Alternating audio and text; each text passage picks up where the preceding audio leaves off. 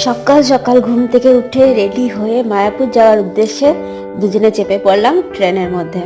ট্রেনে তো বসবার একটুকুও জায়গা ছিল না। এই কনকনানি শীতের মধ্যেও তাই রেলগাড়ির দরজার পাশে দাঁড়িয়ে দাঁড়িয়ে আসতে হলো।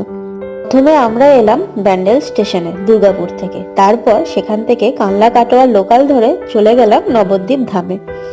এই যাওয়ার পথের দৃশ্য কিন্তু অপূর্ব সুন্দর, চারিদিকে চাষের মাঠ আর জলাজমি গাছপালায় ভর্তি।